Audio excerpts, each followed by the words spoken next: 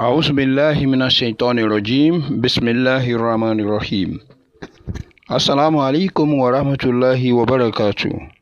Àlàáfíà Ọlọ́run orí ajẹ́njẹ́ tán rẹ̀ kó mọ bẹ́ẹ̀ ni kọ̀ọ̀kan wa. Àṣàyàn ọ̀rọ̀ Yorùbá kan tó máa ń sọ wípé Èdùmàrè má jẹ́ kẹ́ni tó gọ̀ ọ́ gbọ́n kí ẹni tó gbọ́n lè máa róhun tújẹ bí iṣu. Bẹ́ẹ̀ náà ni ọ̀rọ̀ tí a fẹ́ ṣàlàyé fún wa yìí. Àwọn àyè tí a fẹ́ fi hàn wá yìí ó jẹ́ àwọn àyè méjì kan tó yẹ pé ó pàtàkì nínú ìgbàgbọ́ ọmọlẹ́yìn Kristi tí mú wọn sọ wípé àwọn fẹ́ ṣe ìrìn àjò lọ sí ilẹ̀ Jerusalem tí a mọ̀ sí Jerusalem pilgrimage. Àyè àkọ́kọ́ òun níbi tí wọ́n gbàgbọ́ wípé wọ́n tẹ́ òkú Jésù sí nígbà tí wọ́n yọ ọ́ kúrò lórí àgbélébùú. I'm live in Jerusalem right now. This particular place that you are seeing now is the tomb that they laid our Lord Jesus Christ before they buried him. So everybody is praying there, and I also went there to pray. As you can see, this is the tomb. Àyè ẹlẹ́ẹ̀kejì níbi tí wọ́n gbé lọ láti lọ sin sí. See you in the grave of our Lord. Wọ́n gbà wípé ààyè tó mọ́ jù òun náà ni ààyè méjèèjì yìí. Ohun tó bá ti mú àwọn dé ààyè méjèèjì yìí, kò sí ẹ̀ṣẹ̀ yòówù tí àwọn lè ṣẹ̀, àwọn láti rí àforíjì ní sá, àti wípé kò sí nǹkan kan táwọn tọrọ ní ààyè méjèèjì yìí tí àdúrà wọn kò ní jẹ́ ìtẹ́wọ́gbà. Láì mọ̀ wípé lórí òfegè òun ni ìgbàgbọ́ àwọn ló dúró lé lórí. Àkọ́kọ́ náà, tí a bá ń sọ̀rọ̀ nípa Jerusalem èyí tí Bíbélì sọ nípa rẹ̀, kì í ṣe Jerusalem èyí tí wọ́n ń ṣe ìrìn àjò lọ yìí ni. Tí mo bá sọ wípé omi ń jóná, ẹ má sọ pé ń parọ́ o, tẹnikẹ́ni kí n kó irú rẹ̀ wá. Ànábì wa Musa alayhi salatu wa salam tí wọ́n ń pè ní Moses, òun náà lẹni tí Ọlọ́run rán láti kó àwọn ọmọ Ísírẹ́lì tá a mọ̀ sí Jews, òun lọ́lọ́run rán láti kó wọn kúrò ní abẹ́ ọ̀jàgà Fáráò. Ó kó wọn lọ, ó kó wọn kọjá òkun pupa, ṣùgbọ́n kò rí wọn kó débì kankan tí ọlọ́jọ́ fi dé bá ànábì wa Musa. Lẹ́yìn ànábì Musa, wọ́n fọ́n káàkiri sínú gbogbo àwọn ẹ̀yà tó kù káàkiri lórílẹ̀ àgbáyé kó tó di pé ànábì wa Isa tí wọ́n ń pè ní Jésù alayhi salatu wa salam kó náà tó dé. Òun náà gbìyànjú láti ṣà wọ́n jọ bí ipá rẹ̀ ṣe mọ. Ìdí nìyí tó fi jẹ́ wípé ó máa ń sọ nínú ọ̀rọ̀ rẹ̀ wípé a kò rán mi bí kò ṣe pé àgùntàn ilẹ̀ Ísírẹ́lì tó sọnù lọ. Nínú akitiyan yìí, ó gbìyànjú, ó ṣà wọ́n jọ. Lẹ́yìn tí ànábì wa Isa alayhi salatu wa salam tó náà lọ tán, ìfọ́nká yìí tún bẹ̀ fún wọn, ṣùgbọ́n àárín ibi tí wọ́n bọ́ há sí jù òun náà ni àárín àwọn Europeans tí wọ́n sì ń ṣe àtòpó níbẹ̀, ṣùgbọ́n tí wọ́n ní ààyè tí wọ́n pàtó, wọ́n fákán sí àárín wọn ni.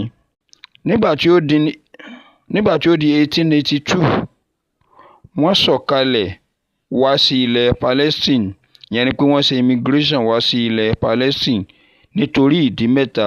Ìdí àkọ́kọ́ ni wípé àwọn European wọ́n bẹ̀rẹ̀ sí ní fi ìyà jẹ wọ́n ní ìyà tó ní agbára.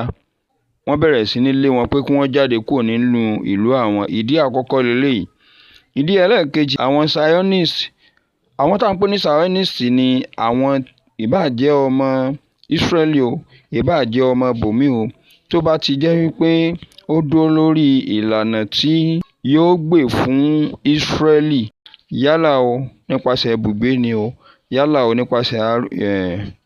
nípasẹ̀ ọrọ̀ ajé ni o, gbogbo ẹni tí ó bá ti fara mọ́ fún wọn báyìí, kò bá má jẹ́ ọmọ Ísírẹ́lì gangan, àwọn là ń pè ní Zionist. Àwọn Zionist yìí, àwọn náà dúró nídùú wípé ó tọ́ kí Ísírẹ́lì káwọn náà ní ààyè tiwọn. Ẹlẹ́ẹ̀kẹta ni wípé àwọn Ísírẹ́lì gangan fúnra ara wọn lápapọ̀ tá a mọ̀ sí Jews, àwọn náà fẹ́ kó jẹ́ pé àwọn ní ilẹ̀ kan tí yóò jẹ́ wípé ààyè tàwọn náà gangan tí a mọ̀ sí national homeland. Dídé tí wọ́n dé síbẹ̀, àwọn Palestine wọ́n gbà wọ́n láàyè, wọ́n sì bu ilẹ̀ fún wọn pé kí wọ́n dúró síbẹ̀, àmọ́ ètò òfin ìjọba Palestine òun náà ni wọ́n láti máa tẹ̀lé, kì í ṣe wípé wọ́n máa dá ìjọba ara wọn ṣe. Báyìí ló ṣe di wípé ọ̀pọ̀lọpọ̀ ọmọ Ísírẹ́lì àti tó wà nínú Europeans àti tó wà ń bòmíì náà, àwọn náà bẹ̀rẹ̀ sí ní sọ̀kalẹ̀ sí ààyè tí wọ́n fi sílẹ̀ fún wọn ní Palestine yìí. nígbà tó di 1947 David Ben Gurion tó jẹ́ gẹ́gẹ́ bí head of Jewish Agency ó gbé e jáde wípé àsìkò tó tí àwọn náà mọ̀ pé ilẹ̀ kan ní ilẹ̀ títàwọn náà wọ́n sì kílèmù ilẹ̀ tí Palestine tó fún wọn wípé òun láti jẹ́ ilẹ̀ tàwọn gangan, àwọn ò ní jẹ́ wípé ilẹ̀ Palestine yóò máa wá ṣe ìjọba lé àwọn lórí mọ́. Ẹsẹ̀kẹsẹ̀ náà ló ti rí àtìlẹ́yìn láti ọ̀dọ̀ àwọn European àtàwọn United Nations nígbà tó jẹ́ pé àwọn náà ní alágbára ní gbogbo ìgbà yìí. Wọ́n sọ̀pọ́ọ̀tì rẹ̀ ní tipátipá. Wọ́n jogún ilẹ̀ tí àwọn Palestine tí wọ́n yá wọn lò yìí, wọ́n jogún ẹ̀ fún àwọn ọmọ Israeli pé permanently wọ́n kọ lákọsílẹ̀ pé tiwọn ni yóò máa jẹ́. Eléyìí náà ni ó kọ́kọ́ fa ìbẹ̀rẹ̀ aáwọ̀ láàrin Palestine àti Israelite tàmọ̀ sí Jews. Nígbà tó di 1948, nígbà tó di ọjọ́ 15 oṣù karùn-ún ọdún 1948, wọ́n sáìn sí pé gbogbo ayé gbọ́dọ̀ fara mọ́ wípé àwọn ni wọ́n ní ilẹ̀ ibẹ̀.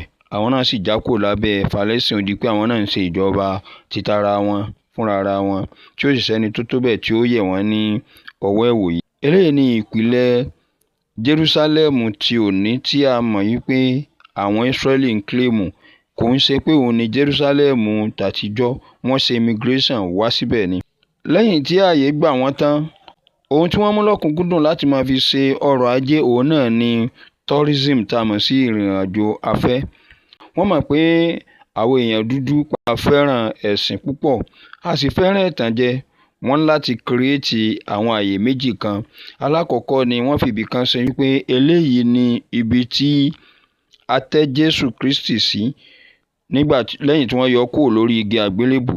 Wọ́n sì tún kírètì ibòmíì wípé eléyìí la máa sọ fún àwọn èèyàn wípé ibí yìí ni tí a sin sí tí ó máa jẹ́ ibojì rẹ̀, tí gbogbo ọ̀pọ̀lọpọ̀ sì tẹ́wọ́ gbà á láì tiẹ̀ ṣe ìwádìí. Wọ́n wá gbàgbọ́ wípé gbogbo ẹnikẹ́ni tí ó bá dé ibi tí a tẹ́ ara Jésù sí nígbà tí a yọ kúrò lórí igi àgbélébù tó sì tún lè ríbi dé itẹ́ tí a sin sí, ó ti dájú wípé kò ní ṣàláì rí àforíjìn àti wípé gbogbo ohun tó bá tọrọ àdúrà rẹ̀ ńlá ti gbà, láì mọ̀ wípé ìgbàgbọ́ tí àwọn ní yìí òfegè ìgbàgbọ́ ni, kò fẹsẹ̀ rinlẹ̀ torí pé kì í ṣe Jerúsálẹ́mù tàkọ́kọ́ tí Bíbélì ń sọ nípa rẹ̀. In a Jerusalem that is not the Jerusalem of the Bible. Many years they only regrouped in 1947. Oh, go and read your history books. All Jews were scattered. That Jesus himself prophesied that no stone shall be left unturned, that all of these buildings will be pulled down, your enemies will come and overtake you, and that Jerusalem, that Israel, that Nazareth was destroyed and scattered for years, no in existence. When you now go to Israel and they take you to a place and they say the tomb of Jesus, they created it. That's not the real tomb for tourism, because Israel government survives on tourism, and since they know you are religious, you like religion too much, so they created sites that identifies with Bible sites. You will now go to Israel and be wailing and paying for what is not the original.